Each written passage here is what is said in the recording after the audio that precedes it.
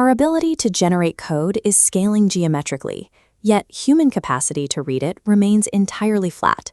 The engineering bottleneck has shifted. We're accumulating automated pull requests faster than we can parse them, creating a massive reading and review backlog. Data indicates AI-assisted code is no longer a fringe experiment. It's standard practice across the industry. But that same data reveals a severe contradiction. 96% of engineers are inherently skeptical of AI-generated code. Yet, despite this skepticism, only about half of developers consistently verify that code before committing it. For the developer, it creates a distinct physical sensation. You're moving faster than ever, but the steering wheel feels detached from the axle. We have successfully automated execution. The byproduct is a system defined by deep distrust, lacking the human bandwidth to resolve it. Measuring an engineer's value by keystrokes or lines of code is an obsolete metric. The engineer of the future will be defined entirely by their capacity to render a verdict. Rendering a verdict isn't playing passive referee.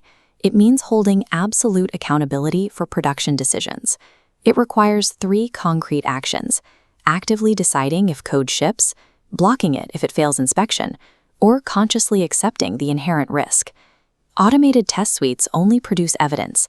It is the human verdict that turns that evidence into actual answerability. This schematic shows early AI interaction, feeding a prompt into an isolated model. Then came harness engineering, plugging in file systems and tooling to ground its intelligence. Finally, loop engineering created systems that continuously cycle, prompting, checking, remembering, and deciding autonomously. Once these loops cycle continuously, agents stop acting like discrete tools and become foundational infrastructure. The culmination of this is the software factory, an environment where multiple agent loops are chained together to manage complex, parallel work streams. In this environment, human leverage no longer exists in typing the syntax. It exists in designing the constraints and the control loops that govern how the code is generated. This topological model divides work into 2 loops.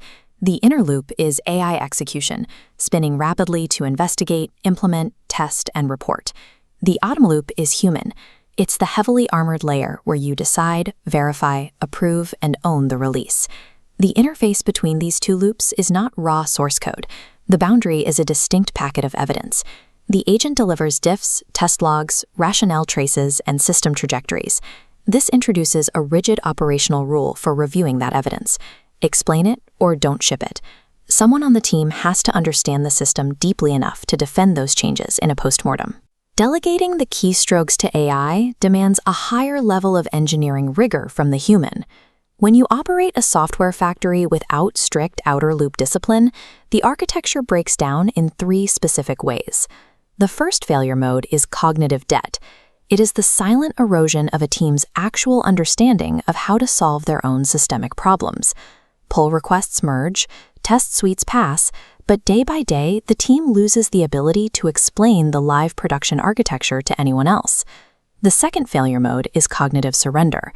This occurs when an engineer blindly accepts an AI's output as their own before forming an independent hypothesis. A recent study out of Wharton illustrates this danger. When AI provided a factually incorrect answer, 73% of subjects adopted the wrong conclusion, while simultaneously reporting that they felt more sure of their choice. The third failure mode is the orchestration tax. It is driven by the fallacy that running thousands of parallel agents equates to pure efficiency.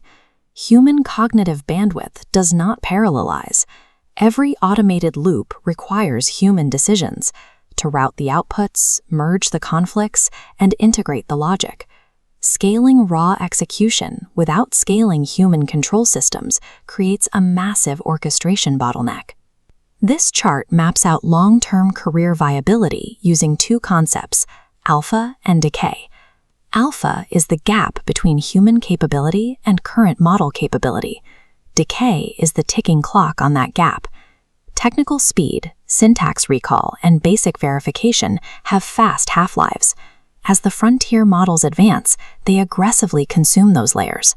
But sitting completely immune to this erosion at the bedrock layer is taste. In system design, taste is the ability to make high-quality, qualitative judgments before objective benchmarks or market metrics exist to tell you if you are right. Clinging to execution capabilities is a losing strategy against an advancing frontier. Engineers must move their edges up a level to focus entirely on systemic judgment. The most durable alpha an engineer possesses is their signature. It is your credibility, your expertise, and your actual name standing behind the deployed code. An autonomous agent can follow a complex runbook perfectly, but when a deployment fails, an agent cannot inherit the consequences. Every automated architecture demands human answers to 3 final questions. Who understood the policy? Who accepted the risk? And who owns the blast radius? Historically, making software easier to write does not eliminate engineers. Lowering the cost of execution unlocks massive latent demand for complex new systems. AI is not removing engineering work, it is shifting the bottleneck. The job is no longer answering, "Can we build this?" The job is answering, "Should this exist? And can we answer for it?"